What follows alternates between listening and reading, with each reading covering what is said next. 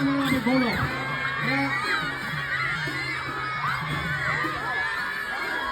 পোনে তেখেত আগবাঢ়ি গৈছে 1900 চনতে ৰোপণ কৰা লক্ষী পাতগিৰিয়ে ৰোপণ কৰা এই মাধুৰীহাটৰ গছৰ তললৈ আমাৰ যি ধাৰ্মিক স্থান আছে তাতে বন্তি প্ৰজ্বলন কৰিব অসমৰ মাননীয় মুখ্যমন্ত্ৰী ডক্টৰ হিমন্ত বিশ্ব শৰ্মা ডাঙৰীয়াই।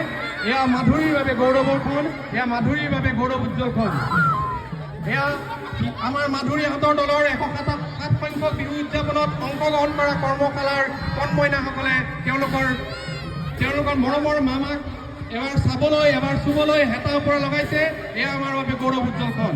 অসমৰ প্ৰথম বিহু মুকলি বিহুমেলা 1918 চনতে আৰম্ভ হোৱা পদৌচতীয়া সাৰ্বজনীন মাধুৰীহাটৰ তলত অসমৰ জনপ্ৰিয় মুখ্যমন্ত্ৰী ডক্টৰ হিমন্ত বিশ্ব শৰ্মা পৰিয়াল উপস্থিতি আমাৰ বাবে অতিকৈ গৌৰৱ উজ্জ্বল ক্ষণ। এয়া চতিয়াত মাধুৰীহাটৰ তলত শতবৰ্ষ গৰকা অসমৰ প্ৰথমখন মুকলি বিহুমেলা মাধুৰীহাটৰ তলত অসমৰ জনপ্ৰিয় মুখ্যমন্ত্ৰী ডক্টৰ হিমন্ত বিশ্ব শৰ্মা তেখেতৰ লগত সংগ দিছে আমাৰ অতি জনপ্ৰিয়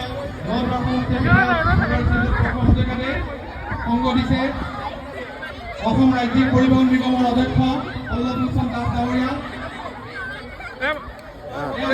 মুখ্যমন্ত্ৰী ডাঙৰীয়া আগবাঢ়ি গৈছে মাধুৰীহাটৰ তলৰ আমাৰ যি ধৰ্মীয় ক্ষেত্ৰ আছে তাত বন্তি প্ৰজ্বলন কৰিবৰ বাবে। এয়া 107 বছৰ ভৰি দিয়া চতিয়াৰ গৌৰৱ, অসমৰ গৌৰৱ পদৌচতীয়া মাধুৰীহাটৰ তলৰ মুকলি বিহুমেলা। এই গৌৰৱ উজ্জ্বল ফলত আমি উপনীত হৈছো মাধুৰীহাটৰ তলত। মাধুৰী আমাৰ গৌৰৱ, মাধুৰী আমাৰ প্ৰাণ, মাধুৰী চতিয়াৰ আজি মাধুৰী অসমৰ বুকুত প্ৰতিষ্ঠা কৰিবৰ কাৰণে আমাৰ মাজত উপস্থিত হৈছে আমাৰ অতি শ্ৰদ্ধাৰ, আমাৰ অতি চেনেহৰ, অতি আদৰৰ জনপ্ৰিয় মুখ্যমন্ত্ৰী ডক্টৰ হিমন্ত বিশ্ব শৰ্মা। তেখেতে খন্তেক পিছতেই মাধুৰীহাটৰ তলিত বন্তি প্ৰজ্বলন কৰিব।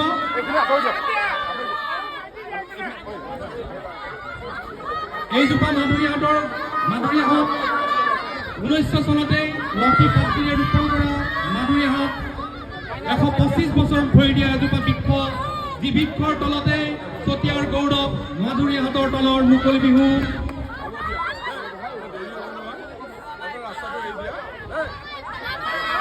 এয়া আগবাঢ়ি গৈছে তেখেত আমাৰ জনপ্ৰিয় মুখ্যমন্ত্ৰী ডক্টৰ হিমন্ত বিশ্ব শৰ্মা।